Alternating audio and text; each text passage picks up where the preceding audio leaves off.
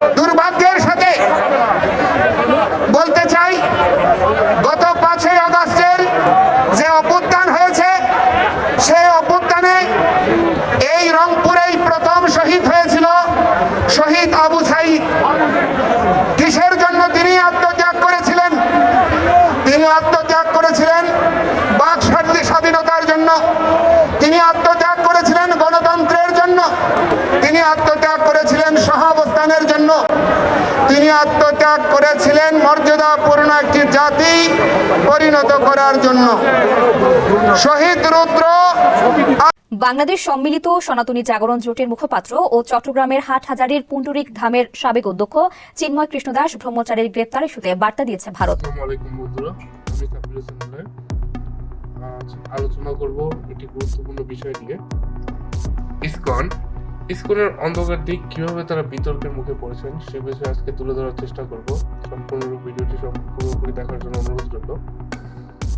ISKCON আন্তর্জাতিক কৃষ্ণ ভাবনামৃত সংগঠন নামে পরিচিত। সারা বিশ্বে 150টিরও বেশি দেশে ইসকন ছড়িয়ে রয়েছে। এটি একদিকে একটি ধর্মীয় সংগঠন, অন্যদিকে বিতর্কের কেন্দ্রমুখ।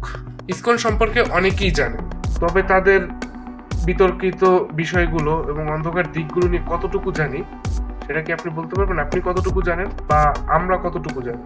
আজকে সম্পূর্ণ ডাউট দূর করার চেষ্টা করব। ইসকন 1966 সালে নিউ ইয়র্কে শ্রী প্রভুপাদ প্রতিষ্ঠা করেছিলেন। তার মূল লক্ষ্য ছিল হিন্দু ধর্মের একটি বিশেষ শাখা গৌড়ীয় বৈষ্ণব ধর্ম প্রচার করা। সংগঠনটি ধীরে ধীরে দ্রুত সারা বিশ্বে ছড়িয়ে পড়ে। তাদের মূল দর্শন হলো এটি, তারা এই মন্ত্রটি জপ করে তাদের আধ্যাত্মিক মুক্তি অর্জন করে। তবে তারা এই নিরীহ ভাবনার আড়ালে অনেক অন্ধকার কার্যকলাপের দিক লুকিয়ে রেখেছে। ইসকনের অনেক নেতার বিরুদ্ধে অর্থ আত্মসাতের অভিযোগ রয়েছে। দাতাদের কাছ থেকে অনুদান সংগ্রহ করে তা সংগঠনের প্রয়োজনে ব্যবহার না করে অনেকের ক্ষেত্রে ব্যক্তিগত সম্পদ হিসেবে ব্যবহার করে ফেলে। কিছু প্রতিবেদন দাবি করা হয়েছে ইসকনের কিছু প্রভাবশালী নেতা সংগঠনের অর্থ অপব্যবহার করে বিলাসবহুল জীবনযাপন করছে। 1970 এবং 1980 এর দশকে ইসকন পরিচালিত স্কুলগুলোতে শিশুদের উপর শারীরিক ও মানসিক নির্যাতনের অভিযোগ ওঠে। এর ফলে সংগঠনের উপর ব্যাপক সমালোচনার সৃষ্টি হয়। অনেক প্রাক্তন সদস্য বলেছেন শিশুদের প্রতি এই নির্যাতন সংগঠনের ভাবমূর্তি নষ্ট করছে, তবে ইসকনের প্রতি তাদের বিশ্বাস হ্রাস পাচ্ছে। ইসকন ধর্মান্তকরণের জন্য বিভিন্ন সমালোচনার মুখোমুখি হয়েছে। তাদের অনেকে অভিযোগ করেন তারা মানুষকে প্রভাবিত করার জন্য মানসিক কৌশল এবং চাপ প্রয়োগ করে। ধর্মীয় স্বাধীনতা থাকা সত্ত্বেও জোরপূর্বক প্রতিশ্রুতি দিয়ে তাকে ধর্মান্তরিত করা এবং নৈতিকভাবে প্রশ্নবিদ্ধ করা। কিছু দেশে ইসকনের কার্যক্রম স্থানীয় সংস্কৃতির বিরুদ্ধে যায় বলে মনে করেন। উদাহরণস্বরূপ রাশিয়াতে ইসকনের বিরুদ্ধে আইনি পদক্ষেপ গ্রহণ করা হয়েছে। রাশিয়ার মতন দেশে ইসকন নিষিদ্ধ করার পিছনে কারণ হলো তাদের বিতর্কিত কর্মকাণ্ড, স্থানীয় ধর্মীয় গোষ্ঠীর সাথে তাদের মতবিরোধ। বিশ্বের কয়েকটি দেশে ইসকন সম্পূর্ণরূপে নিষিদ্ধ করা হয়েছে।